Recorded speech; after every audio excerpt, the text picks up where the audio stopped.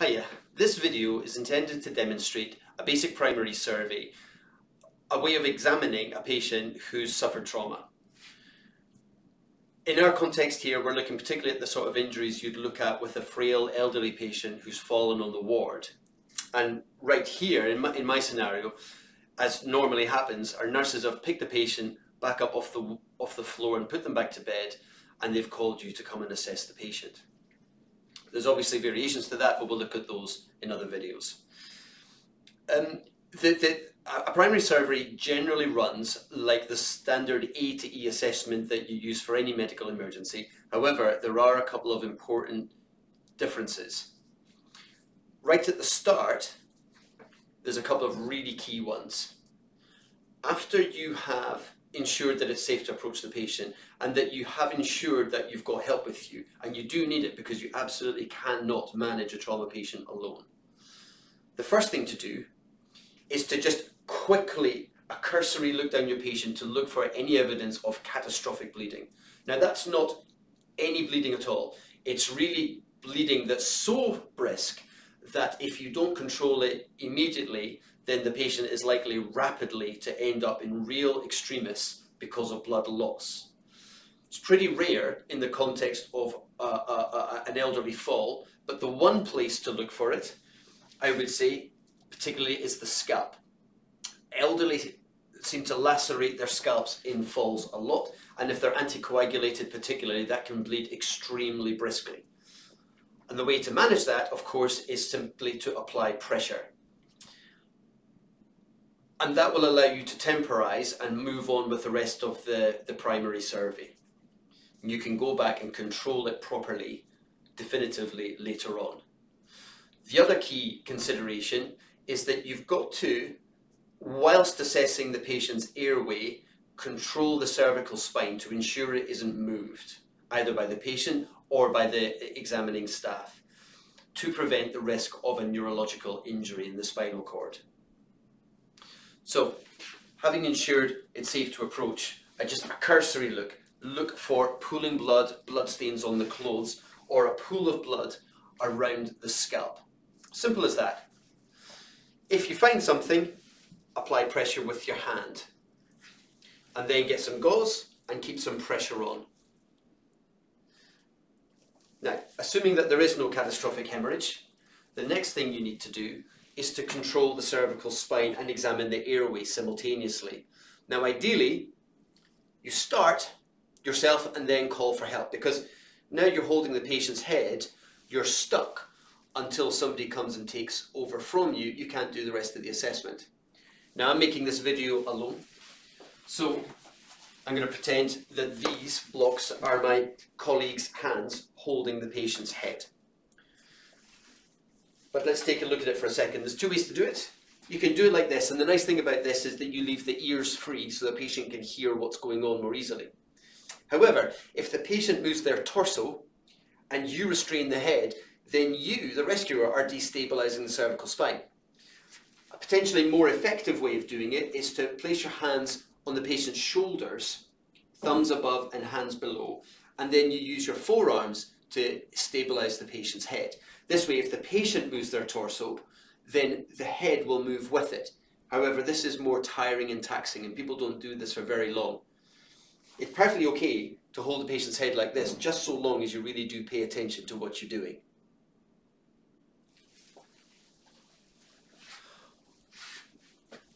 Now that somebody is immobilizing the C-spine, we can look at the airway. Now, in trauma, facial injury can be a cause of deformation of the mouth and therefore, or the nose, and therefore airway obstruction. So you've got to start by looking at the shape of the face and if there's any deformity. Then looking inside the mouth for any foreign bodies. Lost teeth, displaced dentures are the two top ones to look for, but of course any bleeding from any mid-face fracture. If there is, remove the foreign body, suction out blood, and see if you have a patent airway. If you really don't have a patent airway, then obviously you need to act, and also you need to put out a 2222 call. When we are opening the airway in trauma, we we may take over C-spine control simultaneously, and we use a jaw thrust. We don't extend the patient's head because that would destabilize a potential C-spine fracture. So a jaw thrust, we'll push it open and see if that opens the airway. Now you're stuck. If you're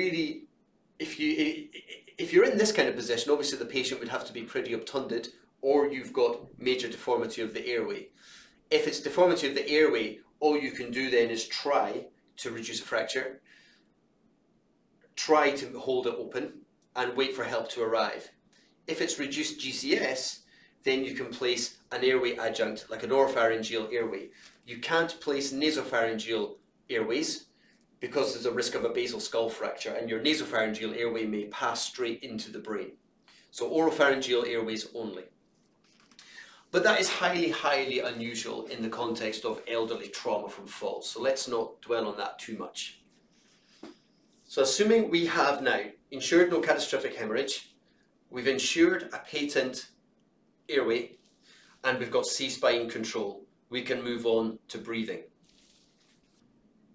So you start your assessment of B, breathing, by asking a nurse to start some monitoring of oxygen saturations and by counting your respiratory rate. These are really important. Particularly the trends of these are very important. So it's important you get it started straight away. And then your clinical assessment starts with full exposure of the patient. You really mustn't skimp on this. It's important to see the chest. And examination starts in the neck, looking for a deviated trachea and also looking for distended jugular veins that would indicate a tension pneumothorax and other injuries, but that's the one in B. You can also look for open wounds, but highly unlikely in the context of an elderly fall. And then you move on to looking at the chest. Look for equal expansion. And that is something that's much easier appreciated by looking from the end of the bed than it is from standing side on like this. So take a quick look from the end. And also look for evidence of sites of impact, bruising, erythema, that sort of thing. Look for obvious deformity or a paradoxical movement, so part of the chest that would indicate a flail segment. And lastly, look for an open pneumothorax. That's a hole, penetrating hole in the chest wall. Then palpating the chest, feeling for rib fractures. Now, rib fractures themselves are not initially dangerous, but they can indicate the possibility of a pneumothorax or the potential for a major hemothorax. So it's a significant finding. Also, you are palpating for mobile segments that would suggest a flail segment, and that again is really significant because that would suggest the patient's going to get a very severe pulmonary contusion and severe respiratory impairment. Also palpate for subcutaneous emphysema, which would again indicate a pneumothorax. And then get the room quiet and percuss, looking for signs of hyperresonance or stony dullness. If you're examining very soon after the trauma, you will have to do serial examinations because, of course, these signs can be progressive. And then after that, auscultate. And again, you're listening for evidence of unilateral reduced air entry that would indicate a pneumothorax or a hemothorax. You can have a pneumothorax and have pretty much no abnormal clinical signs, so maintain a high index of suspicion, even if your clinical exam of the chest is normal. By then, you should have your respiratory rate and oxygen saturations. If you don't have them, measure them yourself now. If you suspect a tension pneumothorax, you know that the immediate temporary treatment is to decompress it with a cannula placed in the second intercostal space in the midclavicular line. However, I would sound a really strong note of caution here. All right, in the awake patient, tension pneumothoraces develop gradually and slowly. It's very rare for them to become impaired by it rapidly. So you've got time. And NICE guidance in trauma is really very clear.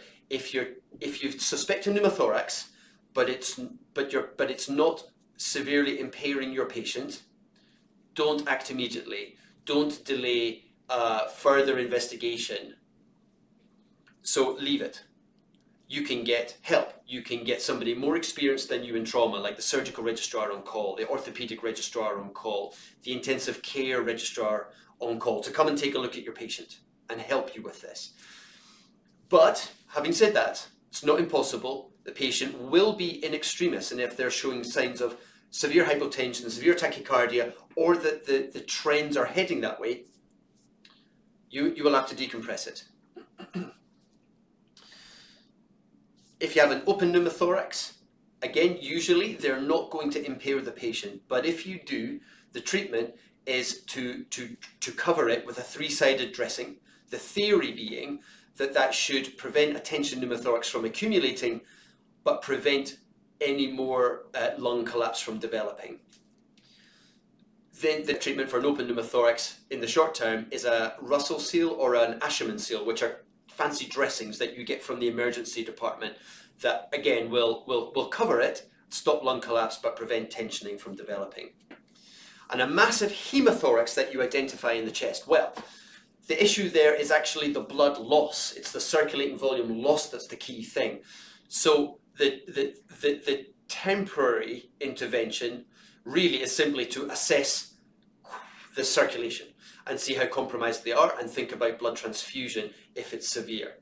In the slightly longer term, if you've confirmed a massive hemorrhage into the chest, a hemothorax, then the treatment is to place a chest drain. And that's so that you can monitor ongoing blood losses. One, to help you decide if you need to replace blood, and two, to decide if this patient actually needs to go for cardiothoracic surgery to stop the bleeding. So those are your key big issues to deal with in B. So now we move on to C. And the assessment of C is a little bit more involved than it is in a medical emergency A to E type examination. Because here, of course, a patient could be bleeding from a single point, but that can be serious enough to compromise them, and you have to identify any potential source of bleeding. So it starts the same with an overall view of cap refill, feeling the pulse, and an assessment of warmth of the skin.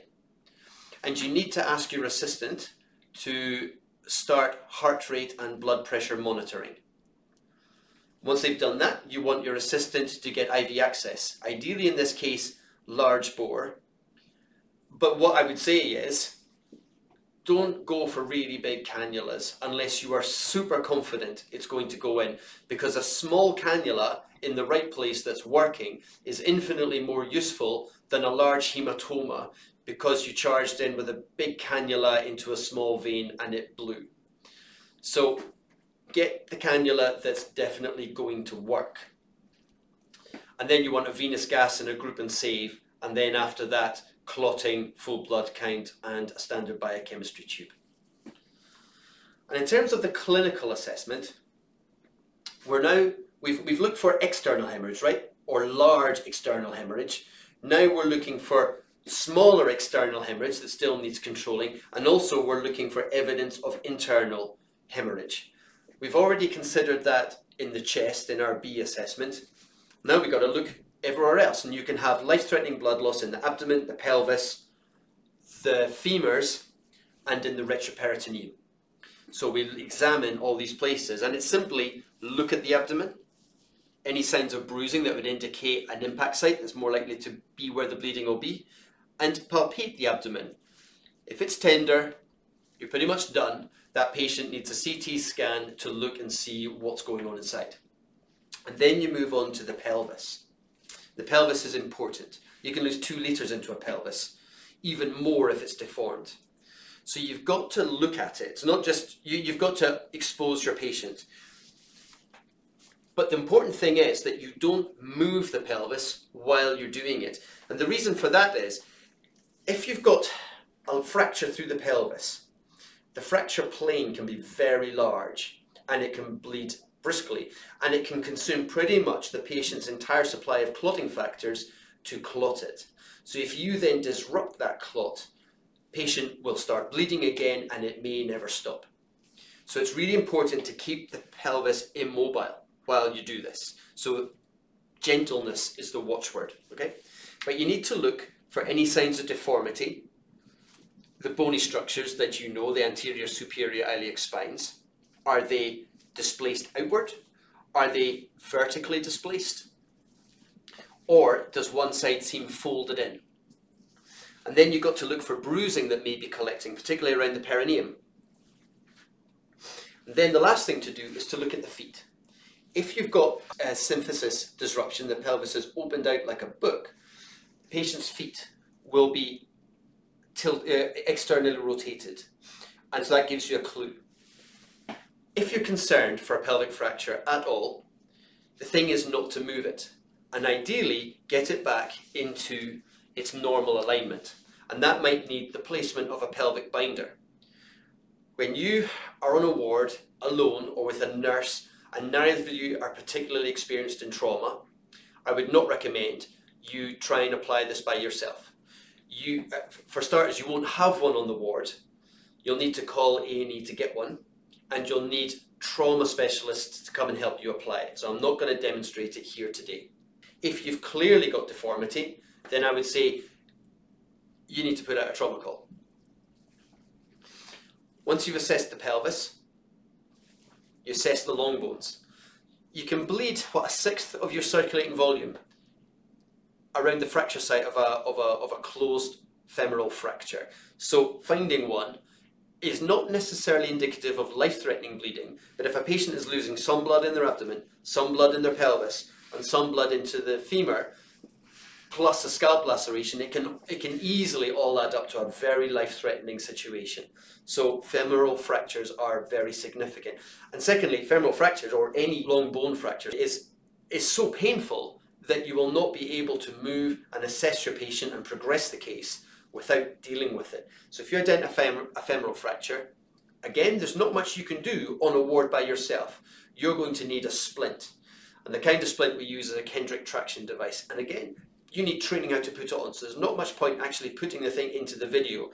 But if you identify it, you now know that you need trauma specialist help to care for your patient. And you can put out a trauma call and call your friendly emergency department to get a Kendrick traction device. While you're there, it is well worth feeling the pulses of the feet. Make sure that the feet are both warm or equally warm and that the pulses are equal. If not, that may again give you a clue to some sort of deformity inside the pelvis or a vascular injury somewhere along the way. So that concludes the assessment of C. In summary, you need to expose your patient fully as part of your C examination. You need cannula in, ready to give fluids, blood products. And if you suspect bleeding, tranexamic acid, 1 gram bolus, plus then afterwards an infusion. Consider putting out a major hemorrhage protocol if your patient is showing any signs of shock. Any hypotension in trauma is hypovolemic, i.e. hemorrhagic, until proven otherwise. Just to give you an idea, I've put on this mannequin the kind of pelvic binder that we use in Addenbrookes Hospital. There's very, very different looking things that are used around the region. This is just our version here. I can't emphasize enough, it's important that you know what you're doing when you put one on, because if you get it wrong, you can actually make a pelvic fracture worse. So please don't try to apply this without the proper training. And here I've applied a Kendrick traction device, which is really a glorified tent pole strapped to the side of the leg to keep a femoral fracture from moving, or even a tip-fib fracture. Again, it's not so straightforward applying it, and you might even need anaesthetic support to sedate the patient because it can be terribly painful going on. So I'm not going to discuss how to put it on, but it's just to give you an idea of what you need if you find that your patient has a femoral fracture, so you know what you're asking for. Okay, so now we come to D. And in D, we need to check the level of consciousness of our patient. AVPU is perfectly acceptable in this context. In the primary survey, you really just want to know if they're fully alert or not. It's quite simple. If they're not following trauma, you know you need help. You need somebody more senior to come and assess this patient urgently. Perfectly reasonable to put out a 222 call. But assuming that they are responding to you and that they're alert, then check their pupils, that they're equal, round and reactive. Assess their GCS, and then assess their neurological function peripherally. So literally, can you hold this arm up? Can you hold this arm up? Can you move your foot? Can you move your foot? It's very, very basic, but it gives you some idea that the innervation is intact in all four limbs. And then looking for a sensory level. Can you feel that? Can you feel that?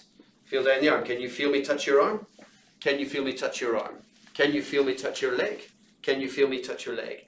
And if you find any abnormalities, then do a more detailed assessment to look for a sensory level.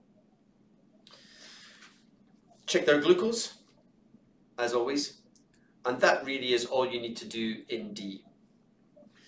So in terms of E, we've already exposed the patient fully. We don't need to do it again. We do, as a rule, check a temperature. Patients can become hypothermic on wards, and that's particularly so if they've become hypotensive through blood loss. And so trending it is useful. But the key thing in E that really must be emphasized is this. If we allow them to become cold, that induces a coagulopathy that will then prolong and worsen any bleeding that's going on. So it's vitally important that we wrap up our patient and keep them warm.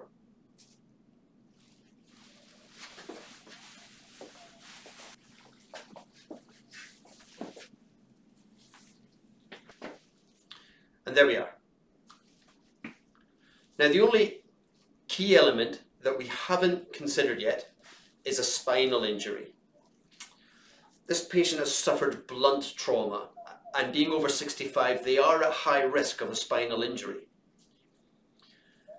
You might be tempted to log roll them, but the trouble is, if you log roll them, there's a very good chance that this fracture site will move and inflict a secondary neurological injury.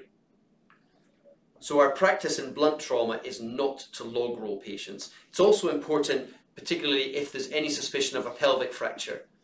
The guidance is very clear. Don't log roll patients with pelvic fractures until they've been through the CT scanner and assessed, because you could destabilize them. So what do we do to rule it out? Well, we ask our patient, do you have any pain? If you have a patient who has any pain at any site that could potentially be referable to a spinal injury, then you're done. You need to do imaging to rule it out. If they have no other injuries, you're very sure, and you only want to rule out a spinal injury, then you can do x-rays. However, if the patient has any other indication to go to CT scan, then simply ensure that the whole spine is scanned there. So that concludes the primary survey.